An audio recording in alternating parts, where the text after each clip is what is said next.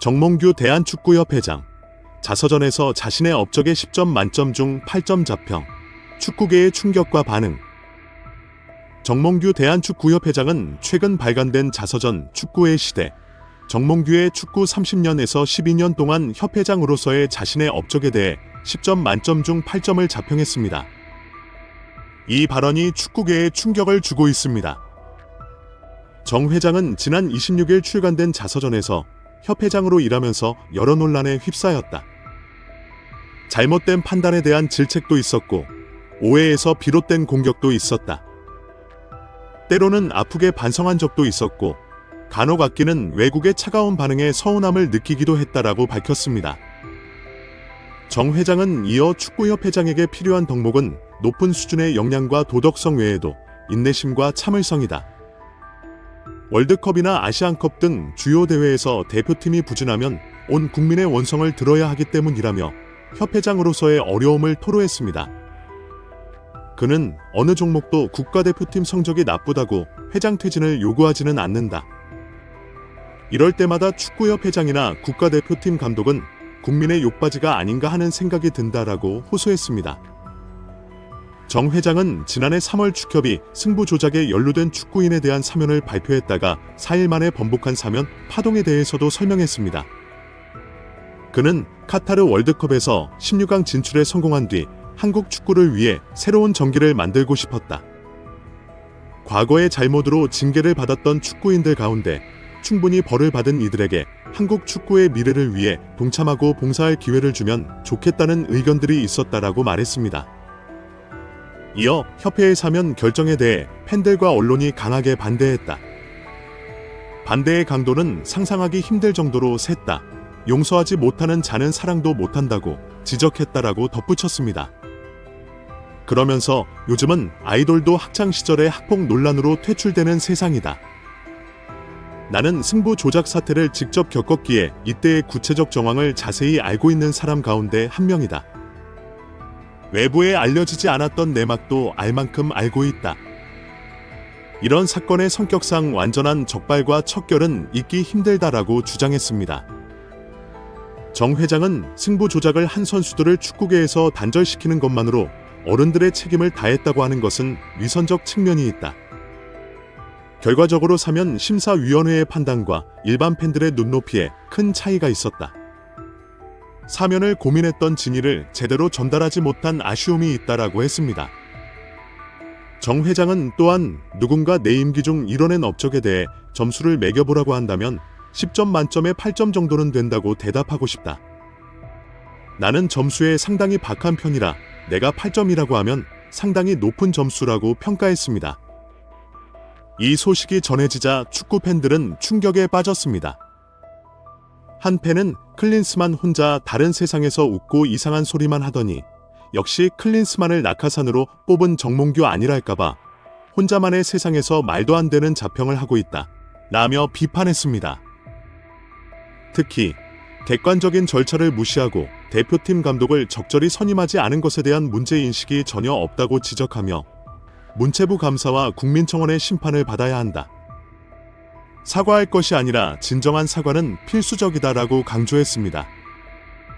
한국 팬들은 정몽규 회장이 딴 세상에 살고 있다며 귀 닫고 입 닫고 마이웨이 행보를 지속하며 분노를 유발시키고 있다라고 비난했습니다.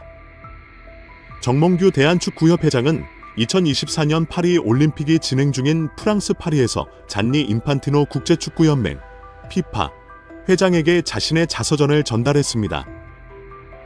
피파는 인판티노 회장이 정몽규 대한축구협회 회장과 파리에서 만났다며 면담 사진을 공개했습니다. 사진에는 정 회장이 피파 파리 사무소에서 인판티노 회장에게 자신의 자서전 축구의 시대, 정몽규의 축구 30년을 선물하는 모습이 담겼습니다. 자서전은 지난달 26일 발간됐습니다. 정 회장은 자서전에서 어느 종목도 국가대표팀 성적이 나쁘다고 회장 퇴진을 요구하지 않는다. 이럴 때마다 축구협 회장이나 국가대표팀 감독은 국민의 욕바지가 아닌가 하는 생각이 든다라고 재차 강조했습니다. 8점 자평의 논란, 올림픽 본선 실패와 홍명보 감독 선임 논란. 정몽규 회장이 자신의 업적에 대해 10점 만점 중 8점이라고 자평한 가운데 36년 만에 올림픽 본선 진출에 실패한 상황과 홍명보 대표팀 감독 선임 논란이 맞물리면서 비판이 일고 있습니다. 피파는 정 회장이 발언하는 영상을 공유했습니다. 정 회장은 영상에서 전통적으로 30년, 40년, 50년간 축구는 남자의 스포츠였습니다. 지금은 수많은 여성 팬이 있다는 게 한국에서 새로운 현상이라며 지금 시점에서 참 흥미로운 현상이라 생각한다고 말했습니다. 홍명보 감독의 능력 문제뿐 아니라 소통과 리더십이 장점으로 평가받던 점마저도 문제라는 폭로가 나와 화제가 되고 있습니다. 축구 팬들, 전문가들뿐만 아니라 선수들조차도 홍명보 감독 선임에 대한 불만이 높습니다. 박주호 위원이 이야기한 것처럼 선수들은 훈련 세션 한두 번만 해도 그 감독의 수준을 파악할 수 있다고 합니다. 무리뉴와 엘리케 감독 밑에서 훈련받았던 해외파 선수들이 국내 감독의 훈련 세션에 만족하지 않을 것이 분명합니다. 선수들이 이전에 벤투 사단을 높이 평가했던 이유도 그들의 강한 신념과 철학, 훈련 세션 덕분이었다고 합니다. 하지만 전술적, 기술적 능력이 부족한 홍명보 감독에게 30억 원 가까이 연봉을 지급하는 협회를 보고 팬들은 열불이 나서 쓰러질 지경입니다. 최근 유로 우승을 차지한 스페인 감독의 연봉이 세후 9억 원이라고 합니다. 스페인 감독의 연봉이 9억 원이면 물론 낮은 편이지만 이런 사례처럼 훌륭하고 좋은 감독을 얼마든지 데려올 수 있었는데 협회는 의지가 없었던 것입니다. 홍명보 감독의 능력 문제뿐 아니라 소통과 리더십이 장점으로 평가받던 점마저도 문제라는 폭로가 나와 화제가 되고 있습니다. 위르겐 클린스만 전 감독이 경질된 후 임시 사령탑 체제로 돌아가던 시기에 축구 대표팀 스태프로 합류한 한 지도자는 유럽파가 감독에게 가장 원하는 요소로 소통을 꼽았다고 밝혔습니다. 이 지도자는 국내 지도자로서 선수들이 해외 감독을 원하는 분위기에 반감을 느꼈다면서 하지만 내부에 들어가 직접 부딪혀 보니 이유가 있더라. 편하고 싶어서 외국인을 원하는 게 아니었다고 소회를 밝혔습니다. 그러면서 그 친구들은 나름대로 합리적인 요구를 하면서 감독이 들어주는 소통 구조를 원하더라. 내용을 들어보면 결코 비합리적이거나 무리한 요구가 아니다. 충분히 할 만한 얘기를 하더라. 아무래도 선수들은 국내 감독의 경우 그런 식의 소통이 어렵다고 생각하는 게 아닌가 싶다고 말했습니다. 축구 대표팀은 유럽파 전성시대에 접어들었습니다. 캡틴 손흥민을 필두로 이강인, 황희찬, 이재성 등 빅리그에서 활약하는 선수들이 팀의 중심을 잡은 지 오래입니다.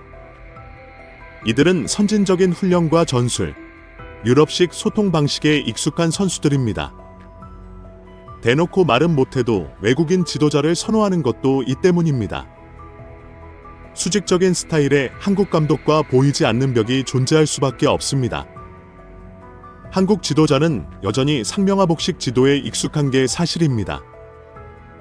대표팀 지휘봉을 잡은 홍명보 감독은 전형적인 카리스마형 리더입니다. 현역 시절 아우라와 지도자로서의 성과, 선수단을 장악하는 리더십이 장점으로 꼽힙니다. 홍 감독이 이끄는 팀이야 한마디에 선수들이 긴장하고 집중력을 끌어올리는 장면이 그의 스타일을 대변합니다. 그러나 이제는 시대가 달라졌습니다. 마냥 카리스마로 선수를 휘어잡는 시대가 아닙니다. 유럽파가 다수인 대표팀에서는 더 그렇습니다. 아무리 감독이라 해도 밀어붙이는 리더는 위기를 부를 수 있습니다. 대표팀 내부를 잘 아는 관계자는 말도 안 되는 변명을 하지 마시고 해명하지 못할 것이라면 속히 사퇴하기 바랍니다 라고 일관된 목소리를 내고 있습니다. 박항서와 2002년 이후 무려 25년간 이어져온 질긴 악연이 홍명보가 국가대표팀 감독으로 선임되면서 다시금 팬들 사이에 주목을 받고 있습니다. 일부 팬들은 2002 월드컵 당시 박항서가 홍명보에게 베푼 은혜가 있는데 어떻게 저렇게 배은망덕할 수가 있느냐고 목소리를 높이며 박항서가 불쌍하다고 말했습니다. 일부 전문가들은 홍명보가 국가대표 감독으로 부임하면서 과거에 주목받지 못했던 사실들이 하나씩 등장하기 시작해 팬들의 의구심을 불러일으켰다고 말했습니다. 일부 전문가들은 박항서가 축구에서 퇴출당해 동남아를 전전하며 야인 생활을 하는 이유는 대한민국 축구계의 주류와 불화 때문이며 홍명보라는 명예 인물이 그 배경에 있다고 설명했습니다. 히딩크 감독은 2002 월드컵에서 한국 대표팀의 지휘봉을 맡아 대표팀 선수들을 조련하고 훈련시키는 과정에서 놀라운 발언을 해 그 당시 한국 축구계를 발칵 뒤집어 놓았습니다. 한국 축구계는 축구 강국들에 비해 기술적인 부분에서 부족하다고 평가했으며 히딩크가 전술적으로 그리고 기술적으로 엄청난 노력을 할 것이라는 기대를 했습니다. 하지만 히딩크는 국가대표팀을 소집해 첫 번째 훈련을 한 뒤 가진 기자회견에서 한국은 기술은 80점, 체력은 50점이다라고 발언하며 한국은 기술은 뛰어나지만 체력이 형편없다는 폭탄 발언을 했습니다. 그야말로 한국 축구계에는 큰 충격을 주었습니다. 한국은 기술이 부족해도 체력과 정신력을 바탕으로 유럽과 남미의 선진 축구를 상대했는데 한국 선수들이 기술이 좋다고 착각했다는 비난을 퍼부었습니다. 히딩크는 유럽 전지 훈련을 떠나 평가전을 가지면서도 선수들의 체력 훈련을 그만두지 않았고 그 유명한 지옥의 셔틀 훈련을 계속 진행했습니다. 체코와의 평가전에서 단 한 골도 넣지 못하고 0대5로 대패했을 때 많은 축구 매체들은 기술 좋은 선수들을 데리고 0대5로 패하다니 한심하다고 조롱하기 바빴습니다. 그러나 히딩크는 지옥의 체력 훈련을 멈추지 않았고 체력적으로 준비가 안 된 선수들은 대표팀에 선발하지 않았습니다. 이는 논란이 되었는데요. 그 대표적인 선수가 바로 홍명보입니다. 홍명보는 히딩크가 부임한 이후 8개월 동안 단 한 차례도 대표팀의 부름을 받지 못해 일각에서는 이제 홍명보도 끝이라는 기사가 심심찮게 보도되었습니다. 홍명보는 당시를 회상하며 나는 그 당시 피로 골절이라는 부상을 당해서 대표팀에 차출되지 않았던 것이다. 실력이 부족해서 차출이 안 된 것이 아니기 때문에 나는 그렇게 불안하지 않았다고 말했습니다. 하지만 일부 전문가들은 피로 골절 복구에는 두세 달이면 충분하다. 8개월간 차출되지 않은 것은 피로 골절 때문이 아니다라고 말했습니다. 당시 많은 매체들은 홍명보가 히딩크호에 승선하지 못한 이유로 크게 두 가지를 들었습니다. 첫째, 홍명보가 히딩크가 추구하는 빠른 공수 전환과 전원 공격, 전원 수비라는 토탈 사커를 수행하기에는 스피드가 느리고 체력이 모자라 90분간 경기를 할 수 없다는 것이었습니다. 매체들은 홍명보가 4강전에서 독일을 만났을 때도 체력 저하에 따른 집중력 부족으로 결정적 찬스를 내주고 3위와 4위 결정전에서도 경기 시작 1분 만에 중앙에서 공을 잡다가 실수의 상대에게 골을 내주며 끌려가게 되는 결정적 원인을 제공했다고 분석했습니다. 이런 것들이 다 체력이 부족해 집중력이 떨어졌기 때문이라고 평가했습니다. 두 번째 이유는 첫 번째 이유처럼 언론에 보도되거나 공식적으로 언급된 것은 아니지만 히딩크와 박항서가 과거를 회상할 때의 인터뷰를 종합해보면 홍명보의 권위의식이 큰 문제가 된 것으로 보인다고 몇몇 전문가들은 지적했습니다. 히딩크는 한국 대표팀을 지휘하면서 패스와 찬스가 일부 선수들에게만 집중되는 현상을 유심히 관찰했고 어린 선수들이 나이 많은 고참들의 지시를 받아 기계처럼 움직이는 것을 목격했습니다. 경기에서는 포지션에 따른 역할 중 지시를 하고 지시를 받아야 하는 위치가 있습니다. 그러나 이런 것들을 무시하고 나이 든 고참들이 어린 선수들을 좌지우지하는 모습을 보고 히딩크 감독은 너무 놀랐다고 말했습니다. 히딩크는 당시를 회상하면서 몇몇 나이 든 선수들이 패스와 찬스를 독점했으며 나는 이를 반드시 고쳐야 한다고 생각했다. 그래서 선수들에게 경기장에서는 모두 반말을 하도록 했고 식사도 고참들끼리 모여서 하는 것을 금지했다고 말했습니다. 2002 월드컵 선수 명단을 보면 홍명보와 황선홍은 33세로 가장 나이가 많은 고참이기 때문에 선수단을 쥐락펴락하는 선수는 홍명보였다는 것을 짐작할 수 있다고 많은 축구 전문가들은 지적했습니다. 황선홍은 성격이 온화한 편이라 후배들 앞에서 권위를 내세우며 압박하지 않았지만 홍명보는 성격 자체가 권위적이고 위아래 규율을 매우 중요하게 여겼습니다. 히딩크가 누구라고 딱 지목한 것은 아니지만 그 당시 축구계를 잘 아는 사람들은 히딩크가 홍명보를 지칭한 것이라고 알고 있습니다. 하지만 홍명보가 빠진 8개월간 대표팀은 오히려 수비가 탄탄해지고 성적이 올라오기 시작했습니다. 그 당시 수비수로 급성장한 선수는 송정국이었고 홍명보보다 훨씬 뛰어난 경기 조율 능력을 보여준 선수는 유상철이었습니다. 홍명보의 자리가 대표팀에 없어졌고 히딩크는 8개월간 홍명보를 외면했지만 박항서는 홍명보를 아끼는 마음으로 히딩크에게 홍명보를 계속 추천했습니다. 히딩크는 홍명보를 대표팀에 선발하는 조건으로 체력 훈련을 철저하게 할 것과 선후배 간의 기강을 필요 이상으로 잡지 말 것을 요구했다고 몇몇 전문가들은 전했습니다. 히딩크는 한 방송에 출연해 박항서가 선수단 전체를 관리했으며 선수들이 기강을 어기는 행동을 하면 박항서가 나서서 그들을 꾸짖어 팀 분위기를 해치지 않도록 강하게 압박했다. 그가 없었다면 2002 월드컵에서 그렇게 좋은 성적을 내지 못했을 것이다 라고 회상했습니다.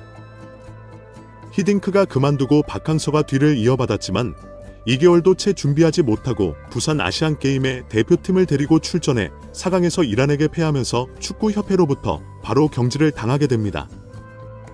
박항서는 수비를 안정시키기 위해 와일드카드로 홍명보를 선택한 게 아니라 이영표를 선택해 많은 축구 전문가들을 놀라게 했습니다. 일부 전문가들은 박항서가 홍명보가 아니라 이영표를 선택했던 이유는 축구협회가 자신들이 원하는 선수를 대표팀에 발탁하도록 압력을 가했기 때문이라고 말했습니다. 축구협회의 말을 듣지 않고 박항서가 이영표를 선택하자 축구협회는 아시안게임까지 무보수로 일하도록 종용하면서 정식 계약을 맺지 않았고 자신들이 추천한 선수들이 아닌 다른 선수들로 성적을 내면 그 다음 보자는 황당한 계약을 제시했습니다. 박항서가 그 계약 사항을 경기 직전에 폭로해 축구협회와 완전히 사이가 틀어지게 되었습니다. 그들은 이어 클린스만이 경질된 이후 박항서는 한국 축구를 위해 임시 감독을 맡을 의향이 있다고 축구협회의 의사를 전달했지만 축구협회는 비주류이자 고려대 출신이 아닌 박항서를 후보 리스트 자체에 올려놓지 않았다고 말했습니다. 홍명보는 2014년 월드컵에서 철저히 실패하고 술에 관광까지 갔던 사건이 있었지만 다시 기회를 주었습니다. 이를 본 박항서는 히딩크에게 홍명보를 발탁할 것을 간곡히 전달하면서도 결국 홍명보에게 뒤통수를 맞는 격이 되었다고 말했습니다. 박항서의 입장에서는 방패가 되어 홍명보를 그렇게 감싸 안았는데 그 결과로 국내에서는 감독을 맡지 못하고 동남아를 전전하는 야인 생활을 해야 한다는 것에 대해 절대 홍명보를 용서할 수 없다고 말해 많은 팬들로부터 큰 공감을 얻었습니다. 베트남 감독 부임 전 꽤 오랫동안 야인 생활을 했던 박항서. 충격적이게도 그가 베트남에서 얻은 첫 직업은 축구 감독이 아니었습니다. 그는 강력한 축구를 위해 모든 것을 베트남 축구에 쏟아부을 것이며 한국식 축구 스타일을 공유하는 동시에 차별화하고 팀을 우선시하는 감독의 역할을 할 것이라고 밝혔습니다. 박항서 감독의 이 말은 공개적인 자리에서 그가 왜 한국을 떠나 베트남을 선택했는지에 대한 이유로 알고 있을 겁니다. 2017년 9월, 2002년의 감동이 기억 속에서 점차 희미해질 무렵 박항서 감독은 아무도 모르게 심지어 가족들의 반대에도 불구하고 조용히 베트남행 비행기에 올랐습니다. 당시 어떤 언론도 축구 팬들도 박항서 감독의 근황에 대해 관심이 없었지만 정식으로 베트남 감독에 부임한 후 믿을 수 없는 기적들을 써내려가자 한국에서도 점차 그의 행보에 관심을 두기 시작했습니다.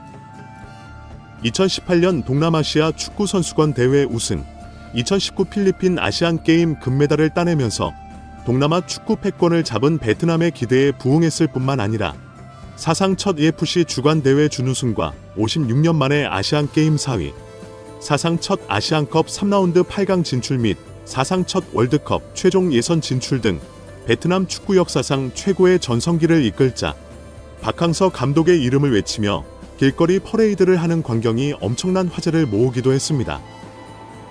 그런데 애초에 그가 왜 수많은 나라들과 한국에서의 일자리를 두고 베트남에 갔는지, 2002년 수석 코치 자리를 내려놓은 후 무려 15년간 어떤 일을 했었는지 등 수많은 의문들은 여전히 풀리지 않고 있습니다.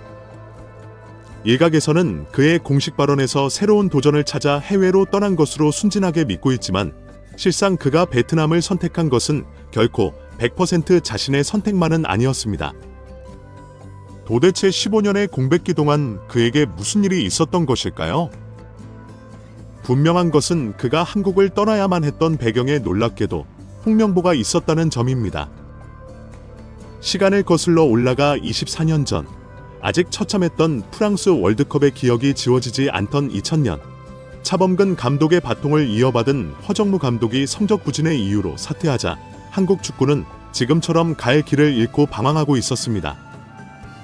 그러던 중 박항서 감독은 2000년 12월 일본 도쿄에서 열린 한일 정기전에서 감독 대행 자격으로 경기를 지휘했고, 이후 자신의 인생과 한국 축구 역사를 송두리째 바꿔줄 히딩크의 수석 코치로 합류하여 2002년 4강 신화의 기적을 써내려갑니다.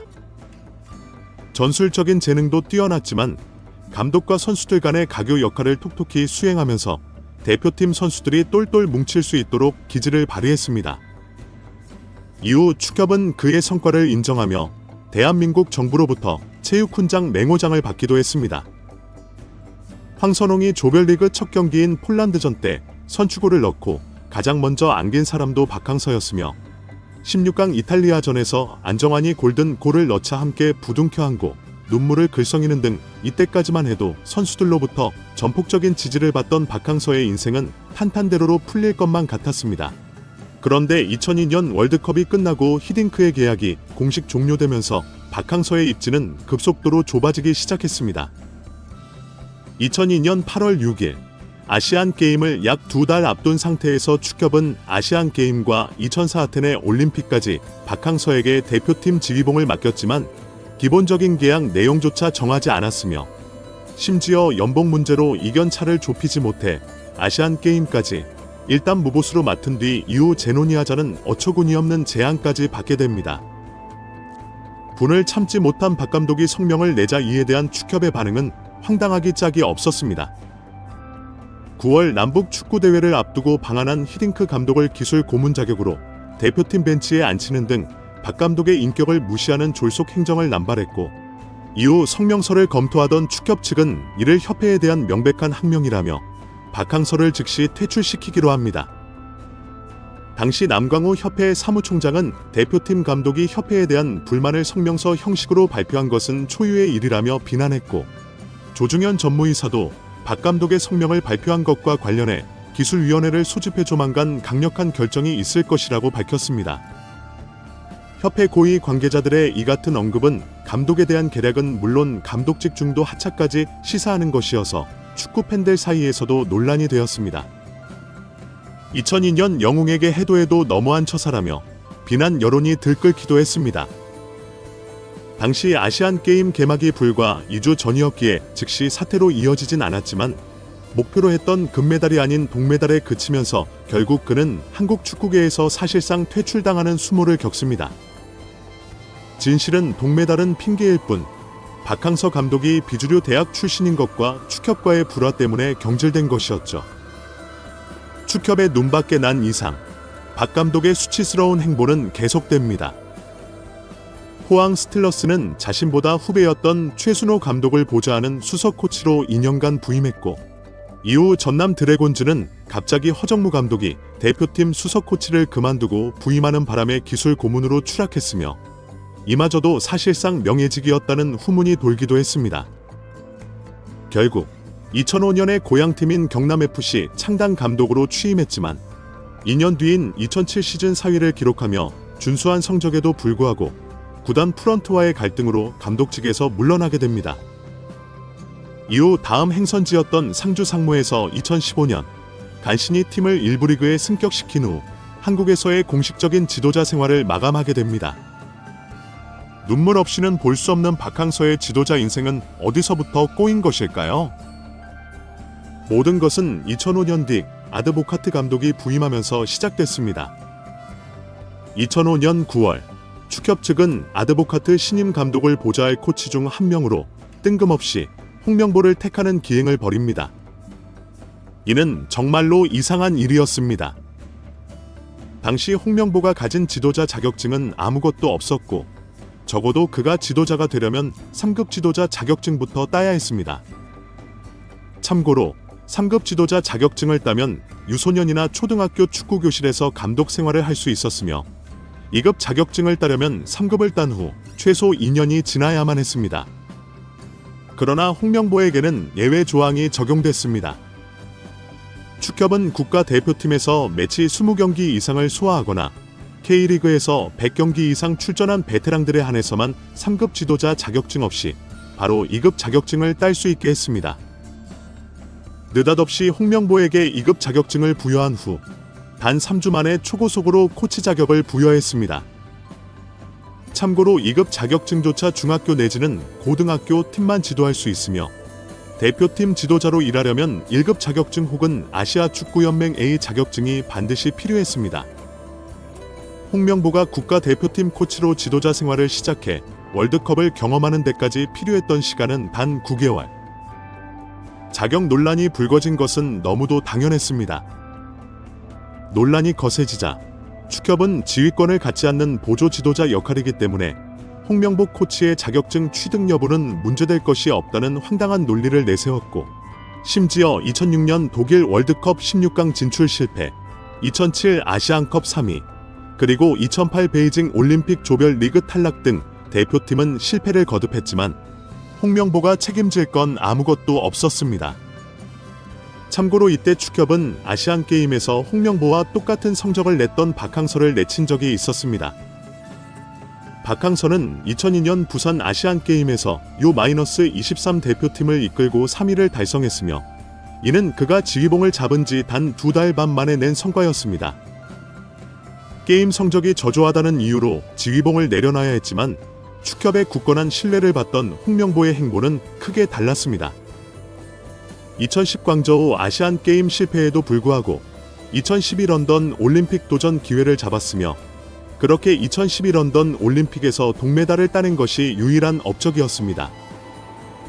마땅히 박항서에게 돌아갔어야 할 자리를 꿰찬 홍명보는 결국 2014 브라질 월드컵 국가대표팀 감독으로 취임하며 우리가 기억하는 역대급 대참사를 터뜨리게 됩니다.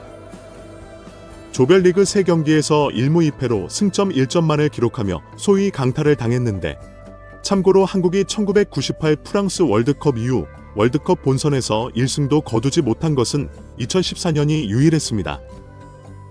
그럼에도 축협은 홍명보를 변함없이 신임하며 2015 아시안컵까지 대표팀을 맡아달라고 요구했으나 축구 팬들의 반발이 걷잡을 수 없이 커지자 뒤늦게 자진 사퇴하게 됩니다.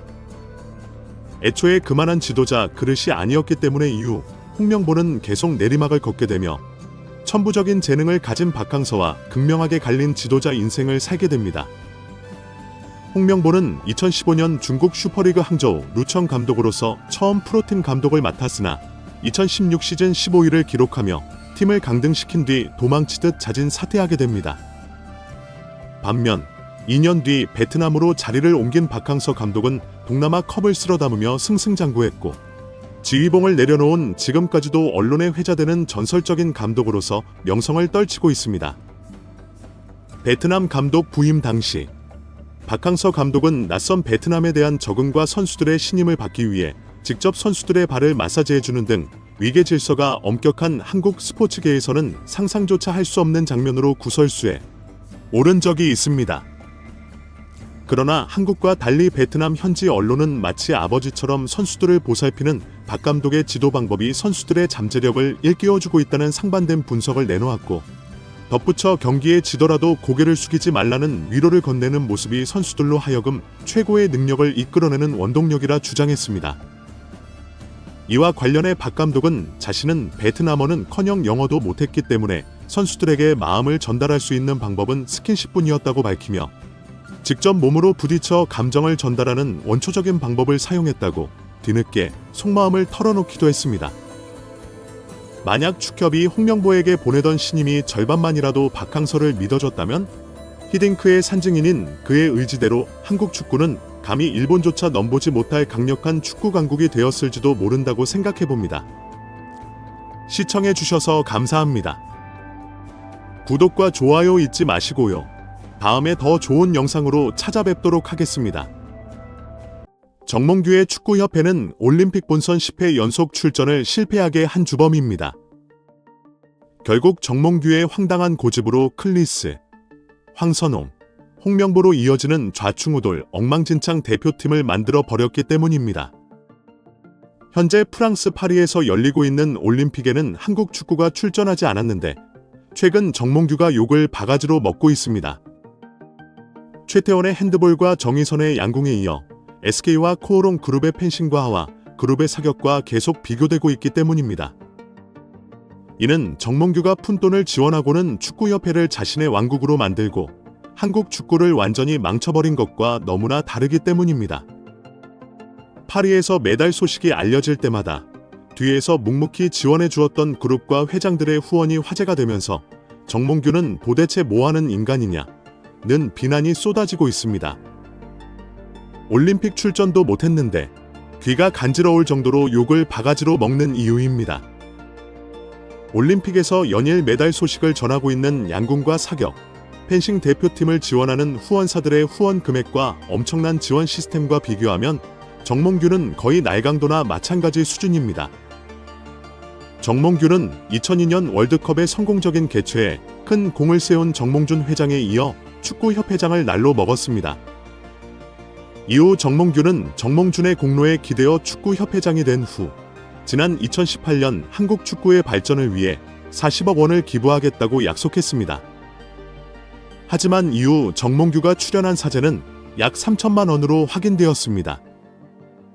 이는 당시 정몽규 회장 개인 돈이 아닌 HDC 현대산업개발에서 나온 법인 출연금이었다는 것이 밝혀졌기 때문입니다.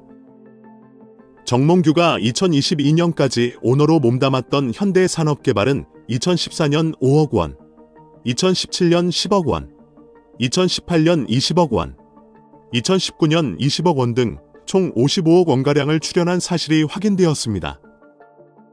이후 정몽규는 K리그의 타이틀 스폰서와 공식 파트너로 후원금을 모은다는 명목으로 회장직을 지켜왔습니다. 하지만 축구에 지원하는 정부 보조금과 복표 수익은 매년 300억 원이었고 2022년부터는 500억 원으로 급증했습니다. 지난 11년간 축구협회에 들어간 정부 재원은 정부 보조금 189억 원, 복표 수익 258억 원으로 총 3,867억 원으로 확인되었습니다.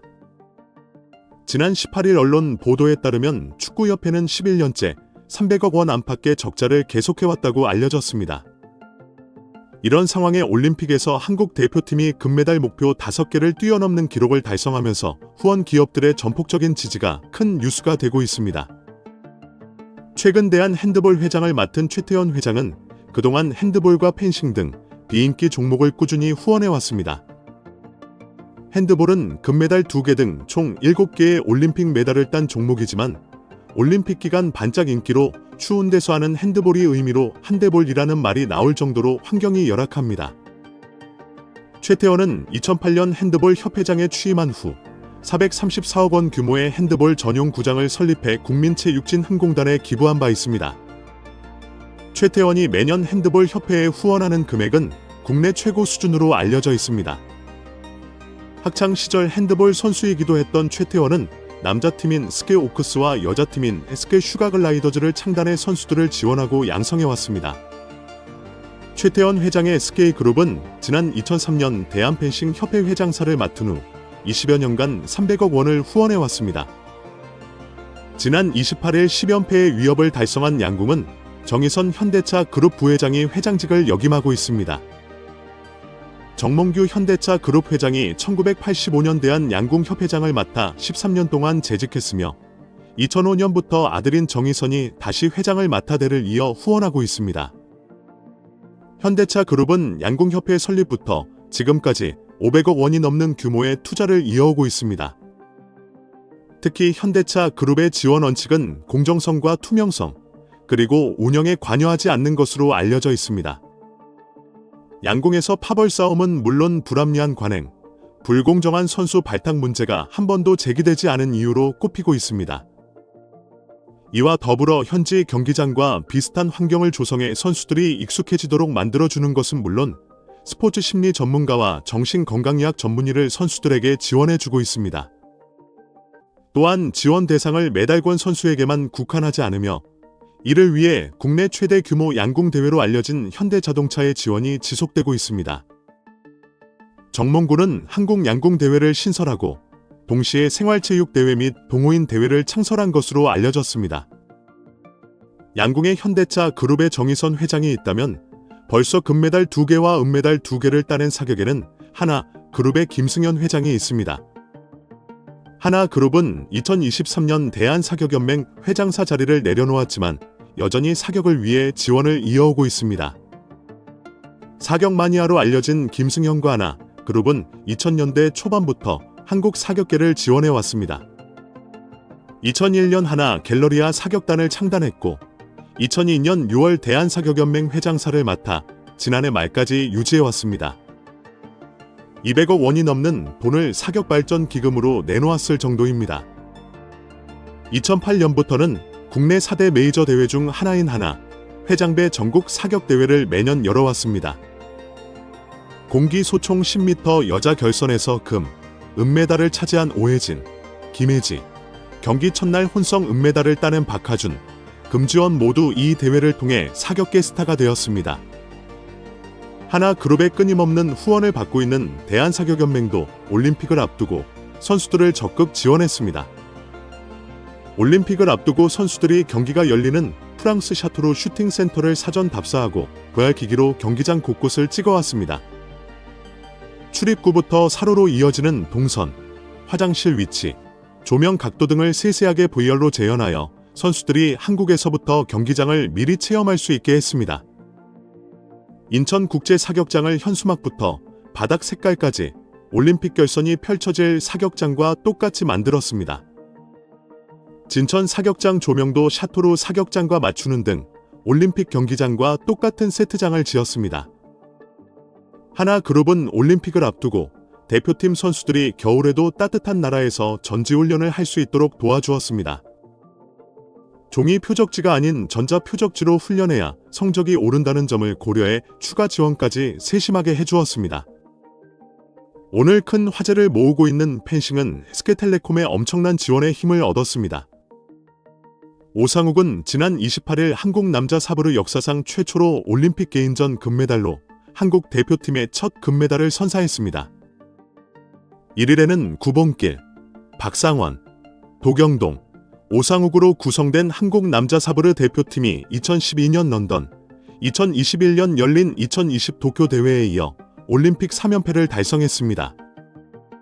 한국 펜싱이 단일 올림픽에서 2개의 금메달을 획득한 것은 2012년 런던 이후 12년 만입니다.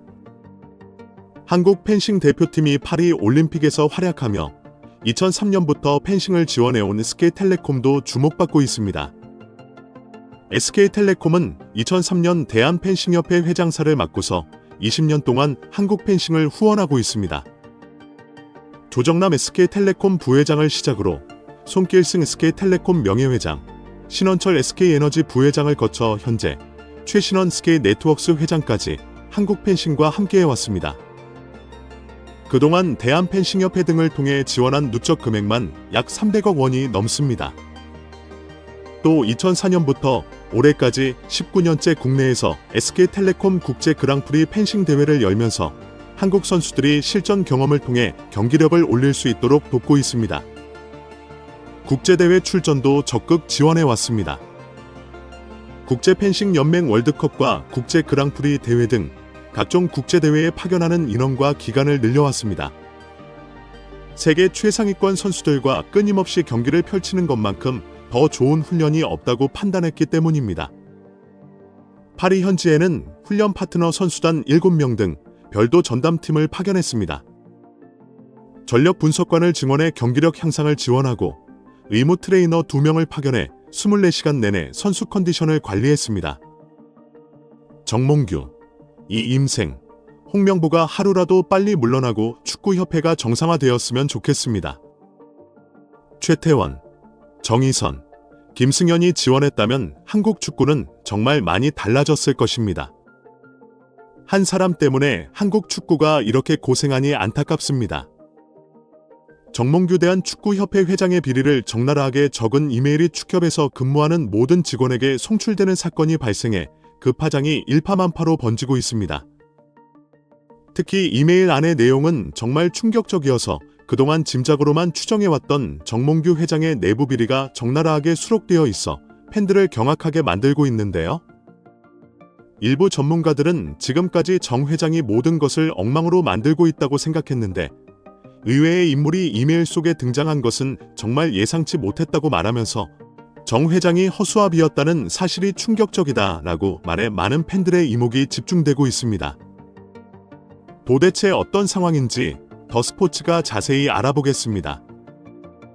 문화체육관광부는 최근 축구협회의 홍명보 감독 채용건에 대해 그동안 축구협회의 자율성을 존중해 지켜봤지만 이제는 한계에 다 달았다는 의견이 내부에서 모였다며 축구협회 운영과 관련해 부적절한 부분이 있는지 대표팀 감독 선임 과정에 하자가 없는지 들여다보겠다고 밝혔습니다. 대한축구협회는 문체부의 직권조사에 대해 발끈하면서 축구협회는 정치적으로 독립되어야 하는데 정부가 지나치게 간섭하면 피파로부터 징계를 받아 월드컵에 나갈 수 없을지도 모른다. 고 팬들을 볼모로 잡고 협박을 하는 듯한 멘트를 날려 많은 팬들의 지탄을 받고 있는데요. 많은 축구 팬들은 홍보로 월드컵에 나가봐야 조별 예선 3전 전패일 뿐이라고 날선 반응을 보이면서 이런 식으로 월드컵 나가서 무슨 소용이 있나. 이 기회에 썩어빠진 축구협회를 개혁해 국민의 여망에 부응하는 단체로 거듭나는 계기로 삼아야 한다고 목소리를 높이고 있습니다. 이런 분위기 속에서 최근 국내 한 축구 매체는 축구협회 내부 인사로부터 충격적인 제보를 받았다는 사실을 폭로해 그 파장이 일파만파로 번지고 있습니다. 한 축구계 인사는 정몽규 회장은 축구와 인연은 많지만 축구에 대해 잘 모르는 정도가 아니라 전혀 모른다. 축구 관련 행사에 가는 곳마다 재앙이다. 부산 아이파크 구단주로 회장 프리미엄이 있는데 팀은 아직도 2부 리그를 전전하고 있는 걸 봐라. 축구를 모르는 사람이 한국 축구를 망치는 거다라고 조롱했습니다. 그는 이어서 정몽규는 고려대 출신 거수기를 축협에 채용해서 쓴다. 회장을 견제할 수 있는 이사회와 대의원 총회 기능이 있어야 회장이 협회를 바르게 이끌 수 있는데 그렇지 않다. 정 회장 밑에 있는 축구인들은 행정 능력이 거의 없다. 외국인 감독 한 명조차 제대로 영입할 능력이 없는 것은 정말 창피한 노릇이라고 언급했습니다. 1990년대 중반 정몽준 회장 이후 축구인 출신 조중현 회장을 거쳐 대한축구협회 수장으로서 10년 넘게 한국 축구 행정을 이끌어온 정몽규 현대 산업개발회장인 정 회장 체제에 대한 축구협회에 대한 한 축구인의 비판은 이처럼 심각합니다. 이 인사는 이어서 정몽규 그 사람 다시 회장하면 안 된다. 위기 때마다 축구인들을 희생양으로 삼고 자신은 뒤에 숨는 것이 주특기라고 말하면서 그가 회장이 된 후 대한축구협회는 조직이 엉망이 됐다. 협회 내 팀을 너무 세분화해서 팀끼리 경쟁하다 보니 서로를 도와주지 않는다. 옛날에는 그렇지 않았다. 내가 축협에서 근무할 때는 이렇지 않았다고 말했습니다. 이런 분위기 속에서 지난 7월 16일경 대한축구협회의 한 직원은 정몽규 회장을 비판하는 글을 이메일을 통해 전 직원에게 돌린 것으로 확인됐는데 이 내용이 한 언론사에 제보되면서 축구 팬들에게 공개되어 그 파장이 일파만파로 번지고 있는데요. 이 내용을 접한 축협 내부 사정에 정통한 몇몇 축구 기자들은 내용의 90%는 모두 맞는 말이다. 축협 내부 사정을 정말 잘 아는 사람의 증언이라고 말했습니다. 축협의 전 직원이었던 B 씨는 자신의 이메일 속에서 다음과 같이 말했는데요. 많은 사람들이 정몽규 씨의 행보에 의문을 제기하고 왜 이렇게 축구협회 회장 자리에 집착하는지 궁금해합니다. 또 한국 축구의 미래에 대해 걱정을 합니다. 제가 그 사람을 개인적으로 아는 것은 아니지만 제 경험을 바탕으로 몇 줄 적겠습니다. 라고 운을 띄우며 정 회장의 경력을 일일이 열거한 후 이렇게 주장했습니다. 축구협회 여러분들이 이런 회장 밑에서 겪어야 할 일박에서도 뻔히 보입니다. 능력이 없으면서 결정권은 절대 다른 사람에게 넘겨주고 싶지 않은 정 회장 때문에 협회가 마비되지요. 예를 들어 한국 유소년 축구 발전 관련 50장짜리 PPT를 해와서 발표를 하는데 정몽규 씨는 10%도 이해 못하고 전혀 상식에 맞지 않은 결정을 합니다. 모든 결정은 개인이 아니면 몇몇 사람들과 밀실에서 진행되고 그 결정들이 제대로 통보가 안 되니 실무자들은 직접 뛰면서 어떤 결정이 내려졌는지 알아내야 하고 그 이유를 알지도 못하면서 실행해야 하는 상황이 벌어지고 있습니다. 제보자는 이어 한국 축구의 발전을 위해서 어떻게 해야 정몽규 씨가 사임할까요? 이라며 그 방법까지 제시해 내부가 술렁이고 있다는 후문인데요. 축구협회 직원 여러분, 위가 썩어 있으면 밑에서 아무리 노력을 해도 꽃이 피지 않습니다. 능력 있고 한국 축구를 위해 일하고 싶으신 분들, 절대 사직이나 이직하지 마세요. 위는 무서운 것이 아니고 더워서 피한다고 하지만 피해 가기만 한다면 현실은 바뀔 수 없습니다. 라고 주장했습니다. 제야 축구인과 축구협회 전 현직 직원의 주장만 봐도 정몽규 회장 체제의 축구협회가 내부 개혁의 벼랑 끝에 몰려있음을 짐작하게 한다는 것이 많은 축구 전문가들의 한결같은 의견입니다. 10년 넘게 조직을 이끌었지만 많은 무리를 일으켰으면 하루빨리 물러나는 게 도리인데 정몽규 회장은 이런 주변 여론은 한 곳 없이 네 번째 연임을 노리고 있어 정몽규 회장을 향한 우려와 불만이 점점 커지고 있습니다. 다른 사람에게도 조직을 운영할 기회를 줘야 새로운 리더가 조직을 개혁하고 더 나은 아이디어로 조직을 잘 이끌 수 있다는 목소리가 가득한 것이 사실입니다. 일부 전문가들은 정몽규 회장 체제의 축구협회가 그동안 고려대 등 특정 대학 출신 축구인들이 주로 회장 밑에 있으며 특정 파벌이 협회를 좌지우지한다는 비판도 받아왔고 이번 사태를 통해 다시 불거져 나왔다고 언급했습니다. 외국인 감독 대신 고려대 출신 홍명보 감독을 국가대표팀 새 감독으로 건의했다가 정몽규 회장의 반대로 물러난 것으로 알려진 정혜성 전력강화위원장도 고려대 출신이다. 정 회장도 고려대 경영학과를 나왔다. 홍명보 감독을 국가대표팀 새 감독으로 만드는데 결정적 역할을 한 이임생 기술총괄 이사도 고려대 출신이라고 말했습니다. 하지만 일부 팬들은 정혜성 전력강화위원장이 홍명보를 정 회장에게 추천했다가 거절당했는데 갑자기 또다시 홍명보가 추인된 이유는 앞뒤가 맞지 않는다. 고 말하면서 이 부분에 대한 연결고리가 끊어져 있다고 말했습니다. 이 주장에 대해 축구의 사정에 밝은 한 축구인은 정몽준 전 회장이 아직도 축구협회의 오왕 노릇을 하고 있다고 주장하면서 홍명보가 울산 현대 감독이 되고 이번에 국가대표팀 감독이 된 것도 바로 그 때문으로 알고 있다고 귀띔했습니다. 이 주장을 접한 몇몇 축구 팬들은 2002 월드컵을 성공시킨 정몽준의 업적은 알겠는데 아직까지 축구협회를 자신의 영향력 아래에 두고 동생 정몽규를 쥐락펴락하는 배우 인물이 정몽준이 있다는 것은 정말 충격적이라고 말하면서 2002 월드컵 세력들이 이제는 한국 축구를 말아먹는 적폐 중에 적폐가 되었다. 문체부는 이번 기회에 제대로 조사를 해서 싹 다 몰아내야 한다. 고 주장에 많은 팬들의 공감을 얻었습니다. 영상 끝까지 시청해주셔서 감사합니다. 다음 영상에는 여러분이 발견하기를 기다리는 많은 흥미로운 것들이 있을 것입니다. 구독 버튼을 클릭하고 관심 있는 콘텐츠에 대한 의견을 댓글로 남겨주세요. 감사합니다. 좋은 하루 되세요. 정몽규 취임 후 보조금은 11년간 3배 늘었습니다. 정부 보조금은 연간 최소 110억 원 수준이며 스포츠 토토 등 복표 수익 연간 200억 원이 지원되고 있습니다. 주요국은 정부 보조금이 없거나 의존도가 낮으며 피파 랭킹 20권 국가들은 70% 이상이 협회장은 전문 경영인이 하고 있고 이외는 축구인 등이 하고 있습니다. 우리나라처럼 재벌 총수가 회장인 곳은 단 한 곳도 없습니다. 대한축구협회는 연간 약 300억 원의 국가 재정이 투입되면서 수익에서 정부 의존도가 약 30%에 달하는 것으로 나타나 충격을 주었습니다. 사실상 정부 재원이 아니면 운영이 어려운 셈입니다. 미국과 일본 등 주요국은 국가 보조금 의존도가 낮은 가운데 축협의 재정 자립을 촉구하는 목소리가 나오고 있습니다. 18일 한경닷컴이 축협의 손익계산서를 분석한 결과 지난 2013년 이후 보조금과 복표 수익을 제외하면 연평균 300억 원 적자를 기록하고 있습니다. 축협의 손익계산서는 정부 재정 비중이 상당한 보조금과 스포츠 토토 등으로 알려진 복표 수익을 포함해 계산하면 재정 상황이 좋아지는 것처럼 보입니다. 복표 수익은 국민체육진흥공단이 국민체육진흥기금 조성을 위해 운영하는 국가 정책 사업에서 발생하기 때문에 정부 재원을 배분하는 세금의 성격을 가집니다. 축협의 단기순 이익은 최근 5년간 코로나 팬데믹으로 입장료 수익 등이 없어 38.88억 원의 적자를 기록한 2020년을 제외하곤 늘어나는 듯한 모습입니다.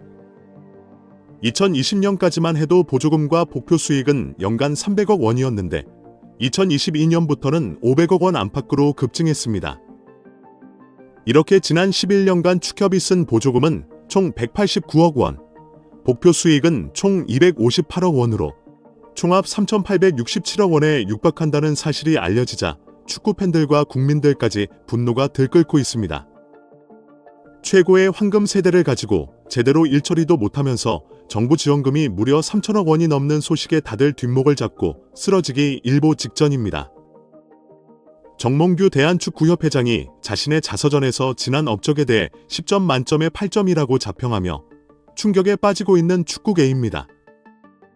정 회장은 지난 26일 발간된 자서전 축구의 시대, 정몽규 축구 30년에서 12년 동안 대한축구협회장으로 일하면서 여러 가지 논란에 휩싸였다고 밝혔습니다. 잘못된 판단에 대한 질책도 있었고 오해에서 비롯된 공격도 있었다며 때로는 아프게 반성한 적도 있었고 간혹은 악에 찬 왜곡에 서운한 적도 있었다고 전했습니다. 정 회장은 축구협회장에게 필요한 덕목은 높은 수준의 역량과 도덕성 외에 인내심과 참을성이라고 강조하며 월드컵이나 아시안컵 등 주요 대회에서 대표팀이 부진하면 온 국민의 원성을 들어야 하기 때문이라고 토로했습니다. 그는 어느 종목도 국가대표팀 성적이 나쁘다고 회장 퇴진을 요구하지는 않는다며 이럴 때마다 축구협회장이나 국가대표팀 감독은 국민의 욕바지가 아닌가 하는 생각이 든다고 호소했습니다. 정 회장은 지난해 3월 축협이 승부조작 축구인에 대한 사면을 발표했다가 4일 만에 번복한 사면 파동에 대해서도 설명했습니다. 그는 카타르 월드컵에서 16강 진출에 성공한 뒤 한국 축구를 위해 새로운 전기를 만들고 싶었다며 과거의 잘못으로 징계를 받았던 축구인들 가운데 충분히 반성한 이들에게 한국 축구의 미래를 위해 동참하고 봉사할 기회를 주면 좋겠다는 의견이 있었다고 말했습니다. 이어 협회의 사면 결정에 대해서 팬들과 언론이 강하게 반대했다며 반대의 강도는 상상하기 힘들 정도로 셌다고 지적했습니다. 용서하지 못하는 자는 사랑도 못한다고 덧붙였습니다.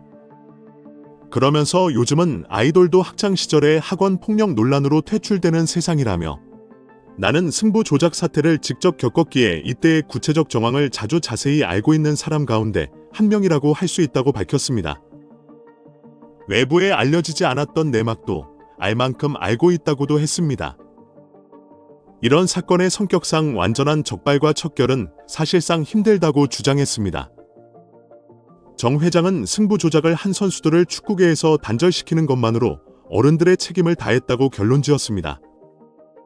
하는 것은 위선적 측면이 있었다며 결과적으로 사연심사위원회의 판단과 일반 팬들의 눈높이에 큰 차이가 있었다. 사면을 고민했던 진위를 제대로 전달하지 못한 한 아쉬움이 있다고 했습니다. 정 회장은 또 누군가 내 임기 도중 원했던 업적에 대해 점수를 매겨보라고 한다면 10점 만점에 8점 정도는 된다고 대답하고 싶다며 나는 점수에 상당히 박한 편이라 내가 점이라고 하면 상당히 높은 점수라고 평가했습니다. 이 소식이 전해지자 축구 팬들은 뒷목을 잡고 쓰러지기 일보 직전인 상황입니다. 클린스만 혼자 딴 세상에서 저도 웃고 이상한 소리만 하더니 역시 클린스만 낙하산으로 뽑은 정몽규 아니랄까봐 혼자만의 세상에서 말도 안 되는 자평을 하고 있습니다. 특히 객관적인 절차를 무시하고 적절히 대표팀 감독을 선임하지 않은 것에 대한 문제인식이 전혀 없어 더욱 우라통이 터지고 있습니다. 문체부 감사와 국민청원의 심판을 받아야 하며 사과할 것이 아니라 진정한 사과는 사퇴입니다. 대한민국 체육정책을 이끌어가는 문화체육관광부의 수장 유인촌 장관이 산하단체 임원의 임기 제한을 없애는 방향으로 정관을 고치려는 대한체육회의 시도에 대해 거부 의사를 분명히 했습니다. 유 장관은 2일 서울 종로구 국립현대미술관 서울관에서 열린 체육 분야 간담회에서 체육회의 요청이 오더라도 정관 개정은 절대 승인하지 않겠다. 승인할 수가 없다고 단호하게 말했습니다.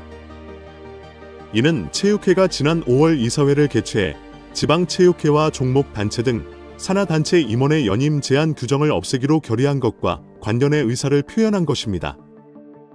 체육회는 앞서 열린 이사회에서 임원의 연임 제한 폐지, 체육단체 임원의 정치적 중립 강화 등의 내용을 담은 정관 개정안을 통과시켰습니다. 오는 4일에 열리는 임시총회에서 같은 안건을 승인받으면 문체부의 정관 개정을 정식으로 요청할 수 있습니다. 당초 체육회 정관에 따르면 임원은 4년의 임기를 보낸 뒤 한 차례 연임이 가능한데요. 3선 이상에 도전하려면 체육회 산하 스포츠 공정위원회의 심사를 거쳐 승인을 받아야 합니다. 체육회의 개정안이 통과되면 3선 도전을 준비 중인 이기흥 대한체육회장은 물론 4선 출마를 저울질 중인 정몽규 대한축구협회장도 제한 없이 선거에 뛰어들 수 있는 길이 열립니다. 체육회는 정관 개정을 추진하는 이유에 대해 종목단체나 지방체육회의 경우 임원을 맡을 인물이 부족하다는 해명을 내놓고 있는데요. 구체적으로는 체육단체의 합리적인 조직 구성과 원활한 운영, 현직 임원에 대한 피선거권 침해, 체육인들의 선거권 제약 등을 언급했습니다.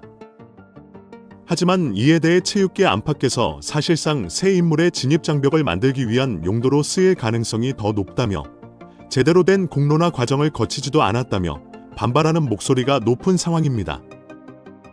유 장관은 우리 문체부가 승인하든 안 하든 체육회가 마음대로 하고 싶다면 그렇게 하라면서 대신 나라 돈을 받지 않으면 된다. 매년 4,200여 원이라는 어마어마한 돈을 정부로부터 받았으면서도 학교 체육과 엘리트 체육이 계속 낭떠러지로 가고 있다. 이런 상황에서 기득권자들이 회장직을 유지하는 게 그리 중요한가라며 날을 세웠습니다. 이와 같은 주무부처인 문체부 입장에서는 되지도 않을 일에 대해 허가하고 자시고 할 게 없다며 부정적 입장을 거듭 드러냈습니다.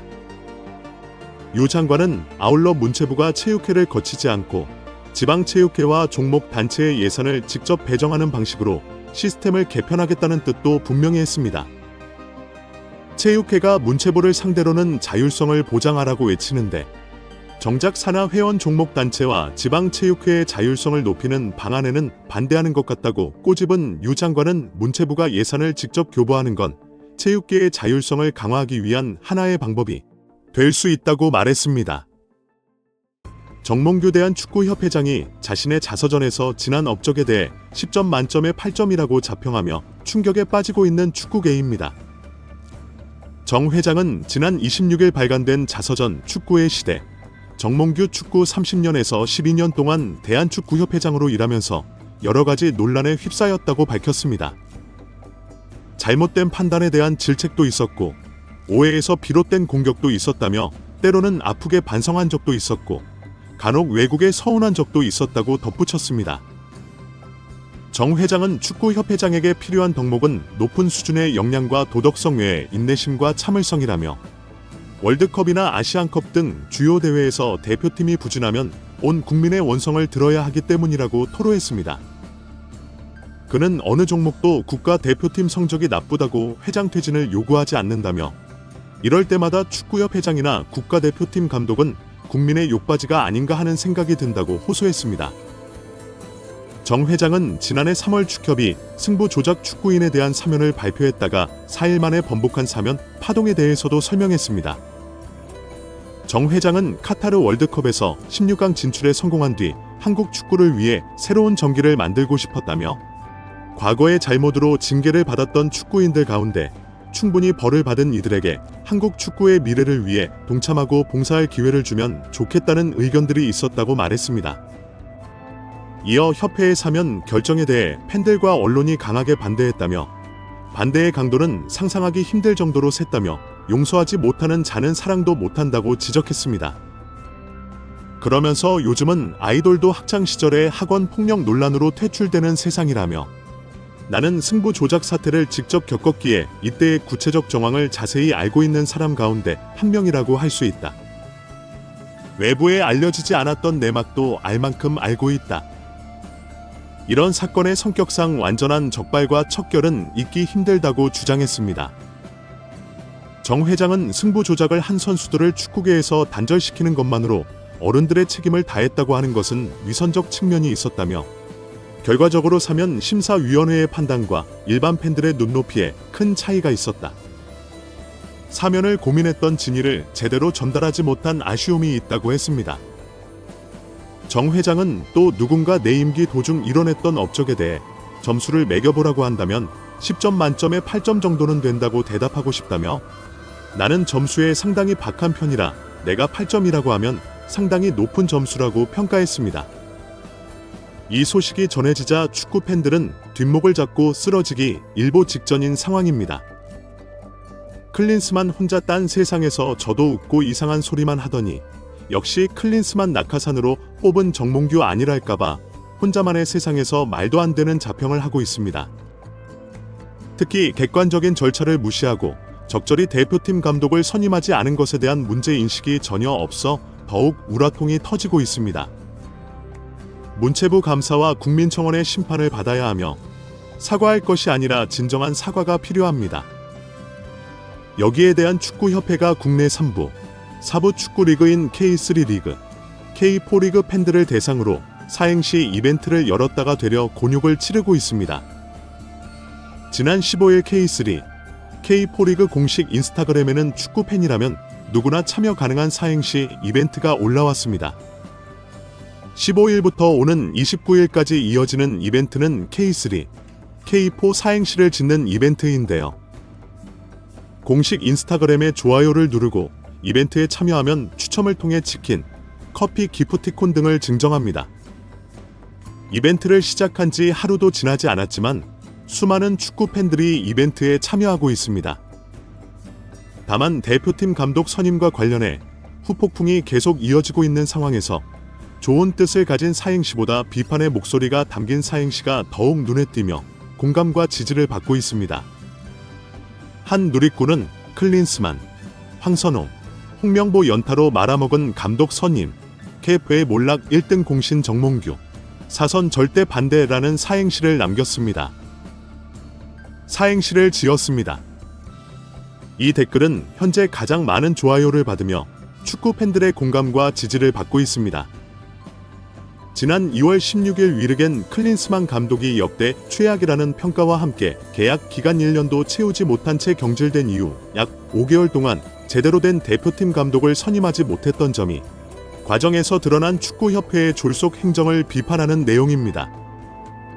특히 내년 1월 사선에 도전할 것이란 관측이 나오고 있는 정몽규 회장의 사선을 반대한다고 강조하며 눈길을 끌었습니다. 이 밖의 사행시 중에는 KFA, 3초만 생각해봐라, K리그 감독배 오는 게 맞는지, 40년 된 리그, 이따위 대접이 등도 많은 공감을 받고 있습니다. 한국 양궁 대표팀이 올림픽 단체전 남녀 동반 3연패를 이뤄내면서 양궁협회 회장을 맡은 정의선 현대자동차 현대차 그룹 회장의 과거 발언이 재조명되고 있습니다. 정 회장은 지난해 12월 1일 서울 광진구 그랜드 워커힐 서울 호텔에서 열린 2023 국양궁 60주년 기념 행사에 참석해 환영사를 했습니다. 정 회장은 우리 양인들 더 큰 포부와 꿈을 안고 앞으로 나아가시길 바랍니다 라고 말했습니다. 정 회장은 어느 분야든 최고라는 자리까지 올라가는 것은 너무나도 힘들지만 그 자리를 지키는 것은 더욱 힘들다는 것을 잘 알고 있다면서 최선을 다해 준비하고 공정하게 경쟁했는데 성적이 기대에 못 미쳐도 괜찮다고 했습니다. 정 회장은 이어 중요한 건 우리 모두가 어떠한 상황에서도 품격과 여유를 잃지 않는 진정한 1인자로서의 모습을 보여주는 것이라면서 이를 통해 국가의 품격을 높이고 국민들에게 자부심을 안겨드릴 수 있다. 그게 바로 스포츠의 가치와 의미라고 생각하고 있다고 말했습니다. 정 회장은 그러면서 저도 적극 후원하겠다. 정몽규 명예 회장님에 이어 제가 양궁협회장으로서 무한한 보람을 느끼고 적극적으로 활동하는 이유도 바로 이런 것이라고 덧붙였습니다. 정 회장의 연설은 당시 SBS 뉴스에 등장했으며 양궁 대표팀의 이 같은 낭보를 계기로 화제가 되고 있습니다. 누리꾼들은 정 회장의 연설 가운데 성적이 기대에 못 미쳐도 괜찮다, 품격과 여유를 잃지 않는 진정한 1인자 등의 부분에 공감하고 있습니다. 한 누리꾼은 품격과 여유, 시스템의 승리, 저 진지한 톤과 눈빛은 빈말이 아닌 듯하다고 했습니다. 다른 누리꾼은 야만적이고 탐욕스런 인간들이 너무나 많은 요즘, 저 품격이라는 말이 참 와닿는다고 했습니다. 본업인 현기차 그룹도 잘 되고 있고 취미인 양궁협회도 계속 잘 나가는 거 보면 능력자인 듯하다는 반응도 있었습니다. 또한 단어가 너무 좋네요. 품격, 품격. 대인배 정의선의 줄임말, 대선이라는 글도 있었습니다. 축구 팬인 듯한 누리꾼들은 축협도 해줘요. 정의선 회장님이라고 했습니다. 또한 현대차 우선주 주주라면 분기마다 쏠쏠히 감사할 따름입니다 라면서 주가도 많이 올라서 더 좋다. 정의선 형님 하시는 거 다 잘되니 축협도 좀 맡아달라. 축협을 변화시켜 주세요 등의 반응이 축구 팬들의 공감과 지지를 받고 있습니다. 절차상 위법이 있다면 법적인 절차로 결정이 번복될 수도 있다는 점도 지적되었습니다. 익명을 요구한 변호사는 절차상의 위법이 있다면 법적인 절차로 결정이 번복될 수도 있다면서 다만 축구협회는 사단 법인이기 때문에 민사소송을 거쳐야 한다. 우선 문체부 감사에 따라 장관이 어떠한 공고를 내리는지 지켜봐야 할 것 같다고 밝혔습니다. 정문규 취임 후 보조금은 11년간 3배 늘었습니다. 정부 보조금은 연간 최소 110억 원 수준이며 스포츠 토토 등 복표 수익으로 연간 200억 원이 지원되고 있습니다. 주요국의 정부 보조금은 없거나 의존도가 낮으며 피파 랭킹 20위권 국가들은 70% 이상의 협회장은 전문 경영인이 맡고 있고 그 외 축구인이 맡고 있습니다. 우리나라처럼 재벌 총수가 회장인 곳은 단 한 곳도 없습니다. 대한축구협회에 연간 약 300억 원의 국가 재정이 투입되면서 수익에서 정부 의존도가 약 30%에 달하는 것으로 나타나 충격에 빠졌습니다. 사실상 정부 재원이 아니면 운영이 어려운 셈입니다. 미국과 일본 등 주요국은 국가 보조금 의존도가 낮은 가운데 축협의 재정 자립을 촉구하는 목소리가 나오고 있습니다. 18일 한경닷컴이 축협의 손익계산서를 분석한 결과 지난 2013년 이후 보조금과 복표 수익을 제외하면 연평균 300억 원의 적자를 기록하고 있습니다. 축협의 손익계산서는 정부 재정 비중이 상당한 보조금과 스포츠 토토 등으로 알려진 복표 수익을 포함해 계산하면 재정 상황이 좋아지는 것처럼 보입니다. 복표 수익은 국민체육진흥공단이 국민체육진흥기금 조성을 위해 운영하는 국가 정책 사업에서 발생하기 때문에 정부 재원을 배분하는 세금의 성격을 가지고 있습니다. 축협의 단기 순이익은 최근 5년간 코로나 팬데믹으로 입장료 수익 등이 없어 38억 88억 원의 적자를 기록한 2020년을 제외하고는 늘어나는 듯한 모습입니다. 2020년까지만 해도 보조금과 복표 수익은 연간 300억 원이었는데 2022년부터는 500억 원 안팎으로 급증했습니다.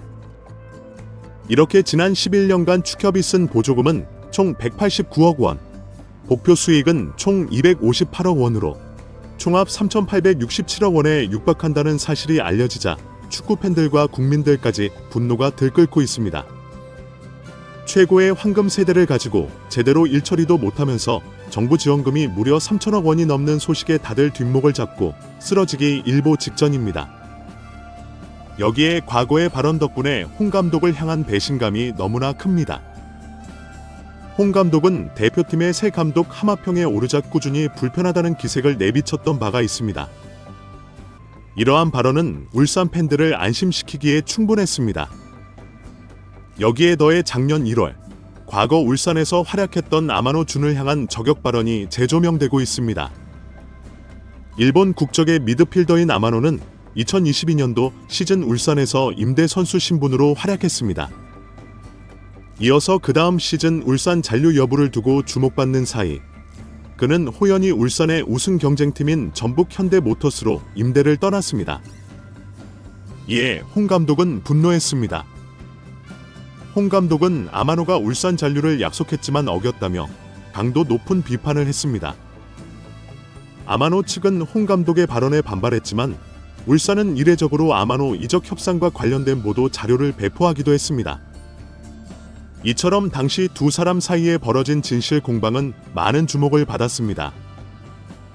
당연히 울산 팬들은 홍 감독의 발언을 적극 지지했습니다. 그런데 아마노의 배신감을 느꼈던 홍 감독이 울산에 배신감을 안긴 아이러니한 상황이 된 것입니다. 이에 울산 팬들은 홍 감독을 아마노의 이름에 빗대어 아마노 홍이라는 조롱 섞인 별명으로 부르기 시작했습니다. 이러한 상황에서 홍 감독은 아직까지 어떠한 입장도 내놓지 않고 있습니다. 덕분에 울산 팬들의 속은 더욱 타들어가고 있으며 그들에게 남아있는 것은 피눈물 섞인 배신감뿐이었습니다. 한때 리그 2년 연속 우승을 안겨주며 팬들에게 기쁨을 안긴 수장은 이제 사라졌습니다. 절차상 위법이 있다면 법적인 절차로 결정이 번복될 수도 있다고 화제입니다. 익명을 요구한 변호사는 절차상의 위법이 있다면 법적인 절차로 결정이 번복될 수도 있다면서 다만 축구협회는 사단 법인이기 때문에 민사소송을 거쳐야 한다고 말했습니다. 우선 문체부 감사에 따라 장관이 어떠한 권고를 내리는지 지켜봐야 할 것 같다고 밝혔습니다. 신문선 명지대 기록정보과학 전문대학원 교수는 지난 11일 유튜브 채널 한준TV에서 홍명보 대표팀 감독 선임이 무효면 축구협회에 철회를 요구할 수 있다라고 말했습니다. 신 교수는 국가대표 축구선수이자 해설위원 출신으로 2014년 성남FC 대표이사를 지내기도 했습니다. 앞서 박주호 국가대표 전력강화위원회 위원과 이영표 해설위원에 이어 홍 감독의 선임 절차에 문제가 있다고 제기하고 있습니다. 이임생 대한축구협회 기술발전위원장은 지난 7일 홍 감독이 국가대표 감독으로 내정됐다는 사실이 알려진 후 축구계 안팎의 내용이 이어지고 있습니다. 신 교수는 축구국가 대표팀 운영규정 제122조 1항에 따르면 각 대표팀의 감독, 코치 및 트레이너 등은 국가대표 지도자 선발 기준에 따라 국가대표 전력강화위원회 또는 기술발전위원회 추천으로 이사회가 선임한다고 설명했습니다. 그는 정혜성 위원장이 사퇴한 후 전력강화위원회 위원장이 없었고 부위원장도 없었으며 위원들의 사퇴로 최저 인원인 7명이 안 됐다는 점을 문제 삼았습니다. 규정상 각 위원장은 겸임이 불가하지만 새로운 전력강화위원회 위원장 선출이 아닌 이 위원장을 통해 홍 감독을 선임했다는 절차가 문제가 될 수 있다고 지적했습니다. 신 교수는 이 위원장이 홍 감독을 선임하려는 기술위원회로 이관에 진행했어야 했으며 추천권이 있는 이 위원장이 독단적으로 감독을 선임하는 것은 불가능하다고 의견을 전했습니다. 또한 서류 심사, 훈련 계획서 및 지도법 평가, 면접으로 진행되는 선발 기준 역시 홍 감독이 맞추지 못했다는 비판도 있습니다. 홍 감독은 최근까지 축구협회를 비판하며 1순위 후보로 거론돼도 더 경험이 많고 경력과 성과가 뛰어난 분들을 데리고 오면 자연스럽게 내 이름은 나오지 않을 것이라고 말해왔습니다. 지난 5일 수원FC 전에서도 감독 선임 작업을 진행하는 이 위원장을 만나야 할 특별한 이유가 없다라고 강조했지만 이날 이 위원장이 홍 감독을 찾아가 설득했고 홍 감독은 단 하루 만에 대표팀 사령탑 제의를 받아들인 것으로 알려졌습니다. 결국 관련 서류 제출은 물론 면접까지 이루어지지 않은 셈입니다. 심지어 전력강화위원회 위원이었던 박주호 위원은 발표가 될 때까지 홍 감독의 선임 소식을 몰랐다는 점에서 축구 팬들의 비난은 거세지고 있습니다.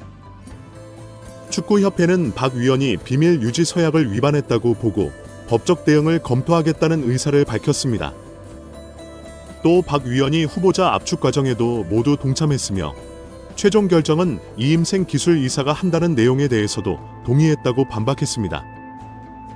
하지만 박문성 해설위원은 자신의 유튜브 채널 달순의 라이브에서 축구협회의 법적 대응이 이루어지지 않을 것이라 관측하며 다른 위원들이 상황을 아는 사람들한테도 더는 말하지 말라는 경고다. 실제로는 그런 깡도 없고 나서지도 못한다고 해석했습니다. 이어 법적 대응에 나서면 더 많은 진실이 공개된다면 진짜로 법적 대응을 하는지 보라고 단언했습니다. 그러면서 향후 전개 상황에 대해 정몽규 축구협회 회장과 홍명보 감독이 나설 것이며 박주호 위원이 고민 끝에 한 건데 너그러이 봐주자, 덮어주자 이런 그림이 나올 것이라고 예상했습니다. 이후 실제로 홍 감독이 지난 10일 기자회견에서 박 위원이 그 안에서 어려움이 있었기 때문에 그런 얘기도 할 수 있었을 것이라며 박 위원의 말이 불편하게 들릴 수도 있지만 이제는 그것도 포용해서 더 나은 한국 축구를 위해 발전해 나가는 게 중요하다며 박 위원을 감싸면서 이런 관측이 맞아떨어졌다는 평가가 나왔습니다. 일단 채용 절차를 완전히 무시한 정황이 드러나고 있기 때문에 반드시 적절하게 대처하여 이 사단을 바로잡았으면 좋겠습니다. 대한민국 체육 정책을 이끌어가는 문화체육관광부의 수장 유인촌 장관이 산하단체 임원의 임기 제한을 없애려는 대한체육회의 시도에 대해 거부 의사를 분명히 했습니다. 유 장관은 2일 서울 종로구 국립현대미술관 서울관에서 열린 체육 분야 간담회에서 체육회의 요청이 오더라도 정관 개정은 절대 승인하지 않겠다. 승인할 수 없다고 단호하게 말했습니다. 이는 체육회가 지난 5월 이사회를 개최해 지방체육회와 종목단체 등 산하단체 임원의 연임 제한 규정을 없애기로 결의한 것과 관련해 의사를 표현한 것입니다. 체육회는 앞서 열린 이사회에서 임원의 연임 제한 폐지, 체육단체 임원의 정치적 중립 강화 등의 내용을 담은 정관 개정안을 통과시켰습니다. 오는 4일에 열리는 임시총회에서 같은 안건을 승인받으면 문체부의 정관 개정을 정식으로 요청할 수 있습니다. 당초 체육회 정관에 따르면 임원은 4년의 임기를 보낸 뒤 한 차례 연임이 가능한데요.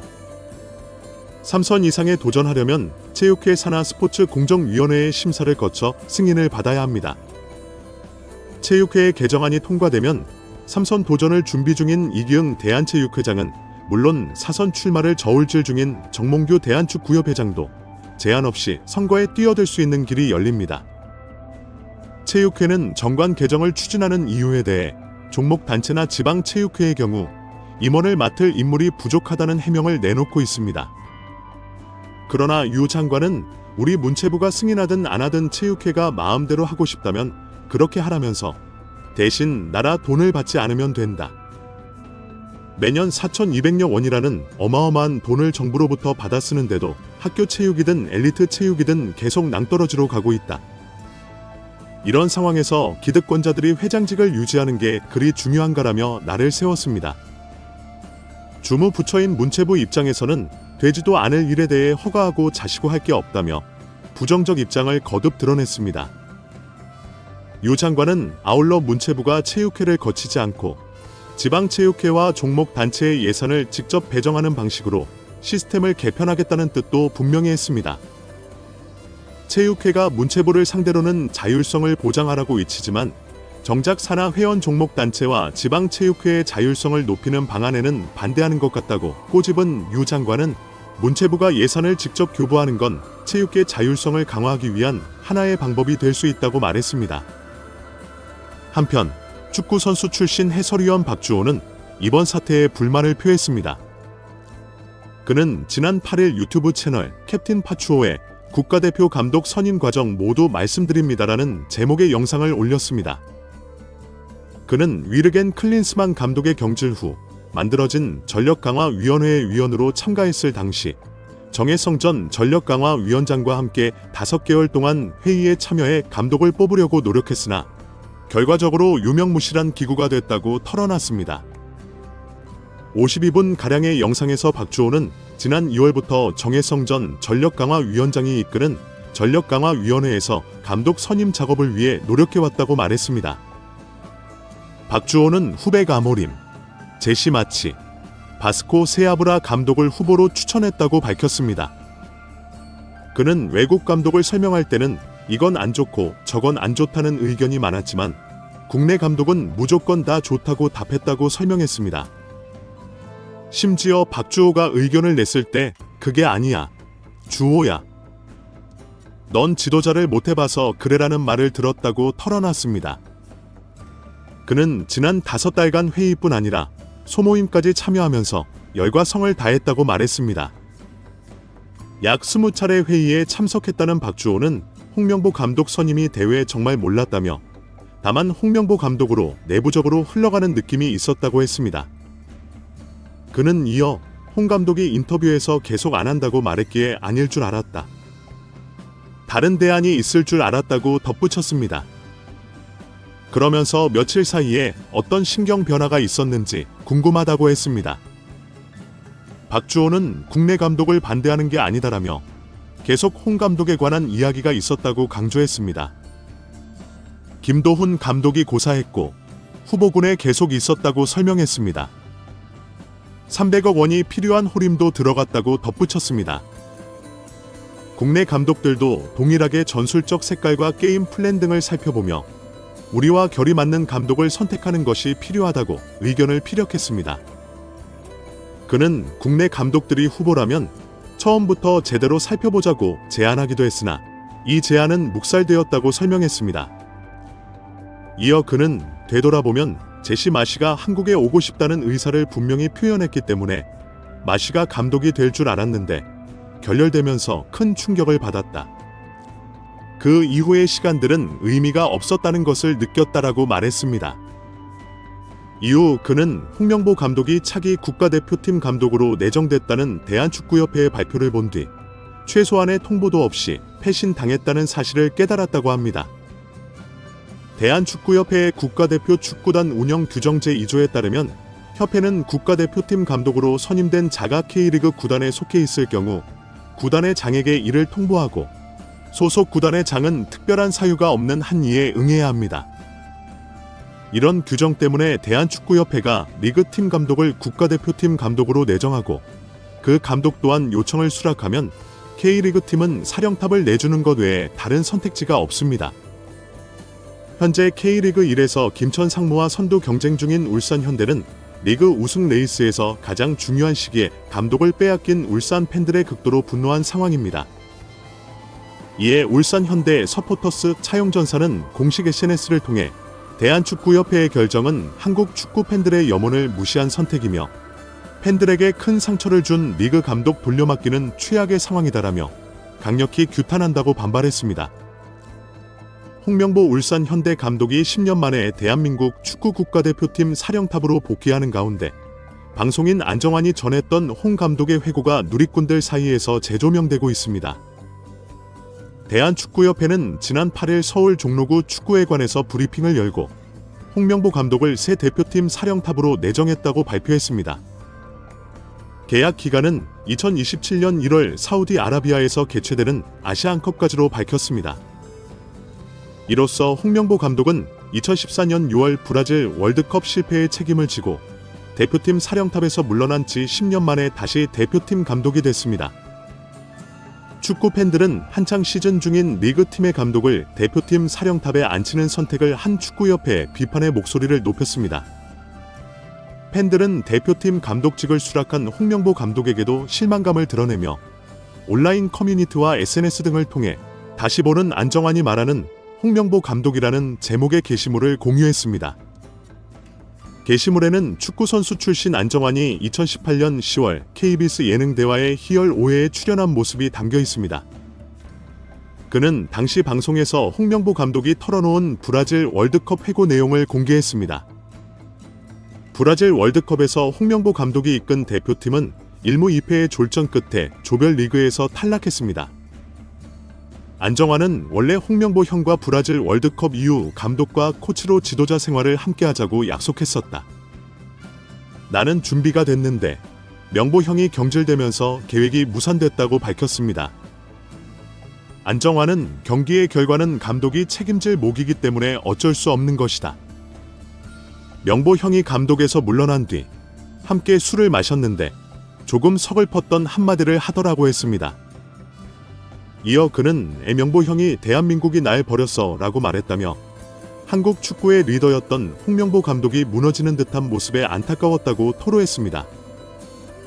과거 발언을 재조명하는 게시물의 누리꾼들은 그래서 이번에 울산 현대와 K리그를 벌인 것이냐며 시즌 중에 팀을 떠나려는 홍명보 감독에게 실망감을 표출하고 있습니다. 국가대표 축구선수 출신 이영표는 지난 8일 KBS 뉴스와의 인터뷰에서 국가대표팀 감독으로 홍명보 울산 현대 감독이 선임된 것에 대해 팬들의 지지를 받을 수 있을까에 대해 상당히 의문이 든다고 말했습니다. 그는 이런 결정이 과연 대표팀에 대한 지지로 이어질 수 있을지 상당히 의문이 든다고 꼬집었습니다. 한창 치열하게 경쟁하고 있는 리그 감독을 국가대표팀 사령탑에 앉히는 대한축구협회의 결정을 지적한 것인데요. 앞서 이영표는 10년 전 한국 축구 대표팀 감독을 맡았던 홍명보에게 일침을 가해 화제를 모았습니다. 당시 한국이 2014 브라질 월드컵 조별리그 3차전에서 벨기에에 0대1로 패하며 16강 진출에 실패하자 홍 감독은 우리 선수들은 최선을 다했다.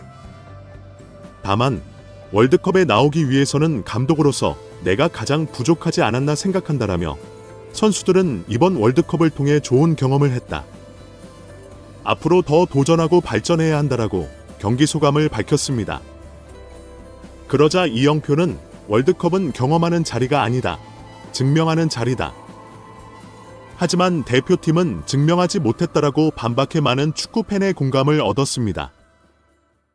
대한민국에서 욕을 많이 먹는 사람으로 둘째가라면 서러운 이는 바로 정몽규 대한축구협 회장입니다. 그럼에도 불구하고 그는 사퇴는커녕 연임 의지를 내비치고 있습니다.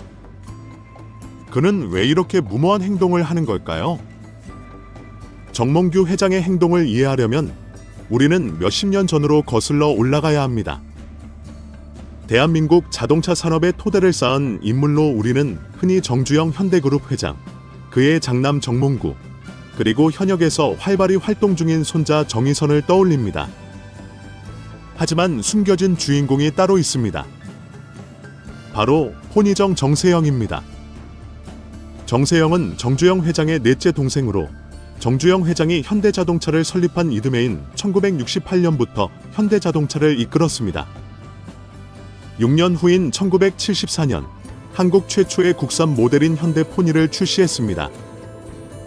또한 현대자동차는 1976년부터 에콰도르를 시작으로 포니를 전 세계적으로 수출하게 됩니다.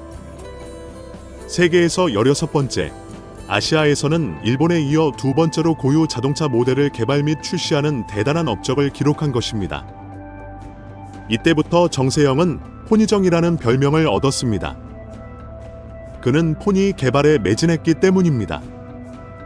설립 이후 32년간 정세영 회장의 온갖 노력으로 성장한 현대자동차는 그룹의 간판 기업이자 연매출 10조 원에 달하는 세계 12위의 초대형 자동차 회사로 성장합니다. 정세영은 형제들 중에서 가장 똑똑했고 사업 감각도 좋았으며 열정이 넘치는 기업인이었습니다. 그런 그에게는 아들이 있었으니 바로 정몽규입니다. 90년대 후반 80대에 접어든 정주영 회장이 2세 경영을 위해 현대그룹 재편을 서두르기 시작합니다. 그보다 앞서 1996년 68살이던 정세영도 일찌감치 현대자동차를 아들 정몽규에게 물려주기 위해 명예회장직으로 물러나고 정몽규가 회장으로 취임합니다. 한편 아들에게 물려줄 기업을 물색하던 정주영에게 가장 먼저 눈에 들어온 것은 현대자동차였습니다. 거역한 적이 없던 큰형에게 정세영은 크게 반발했습니다. 자신이 일군 기업인이 그럴 만도 했습니다. 그러나 정주영이 누구입니까? 현대가의 지존, 현대가의 맏형이 아니겠습니까? 정주영은 가족 모임에서 정세영에게 이렇게 말합니다. 몽구가 내 아들인데 구에게 자동차를 넘겨주는 게 뭐가 잘못됐어? 형의 이 한마디에 현대자동차는 정세영의 손을 떠나게 됩니다. 정세영 회장은 공식적으로 현대자동차에서 물러나기로 했습니다. 대신 그는 아파트 건설 전문 현대 계열사인 현대산업개발을 맡아 다음 주부터 출근하게 됩니다. 현대는 이와 관련해 정세영 명예회장 부자의 현대자동차 지분 88.3%와 정몽구 회장이 가진 현대산업개발 지분 37.7%가 맞교환되었다고 밝혔습니다. 이 결정으로 가장 큰 타격을 입은 사람은 다름 아닌 정몽규입니다. 세계 10대 자동차 기업을 물려받을 줄 알았는데 어느 날 갑자기 아파트나 짓는 작은 회사를 받게 되었으니 그럴 만도 합니다. 차라리 꿈이라도 꾸지 않았더라면 모를까? 손안에 잡았던 것을 빼앗긴 정몽규는 미칠 지경이었을 겁니다. 피의식과 함께 장자가 아니라는 단 한 가지 이유 때문에 현대자동차를 위해 반평생을 바친 아버지의 시간과 땀, 눈물, 그리고 자신의 노력까지 모두 무시당하는 모멸감을 강하게 느꼈을 것입니다. 이후 모든 것을 털어버리고 정몽규는 현대산업개발을 키우기 위해 최선을 다합니다. 뛰어난 경영 능력을 보여주고 모두가 현대자동차를 정몽규가 경영했어야 했다는 말을 듣고 싶었을 겁니다. 그의 자존심은 커져만 갔고 계속되는 사촌들과의 비교에도 불구하고 뛰어난 경영인이 되고 싶었을 것입니다.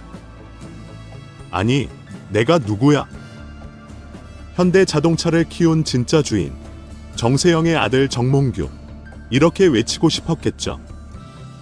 현대산업개발이 성장한 이후 정몽규 회장은 자신의 능력을 입증할 또 다른 방법을 찾아 나섰고 그 목표가 바로 대한축구협회였습니다. 현대가에게 축구는 이익을 창출하는 사업이자 기업의 역사와 문화를 관통하는 정신적 유산입니다.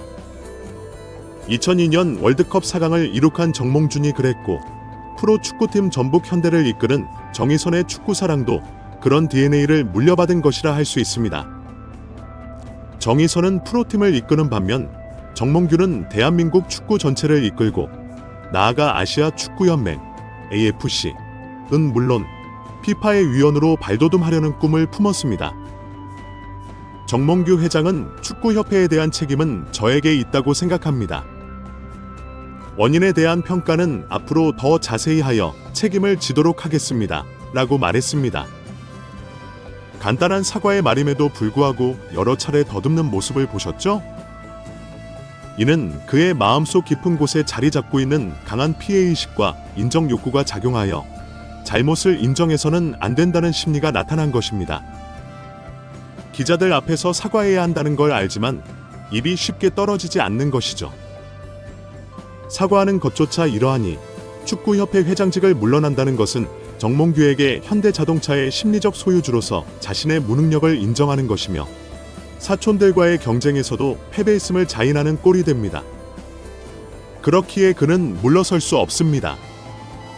협회 규칙을 뜯어고쳐서라도 연임을 통해 반전의 발판을 마련해야 한다는 것입니다.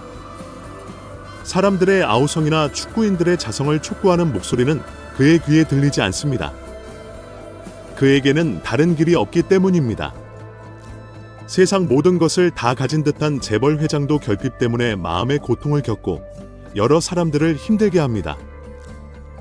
정몽규 회장이 하루빨리 피해의식을 벗어나고 인정 욕구에서 자유로워져 축구협회에서 내려오기를 기원해봅니다.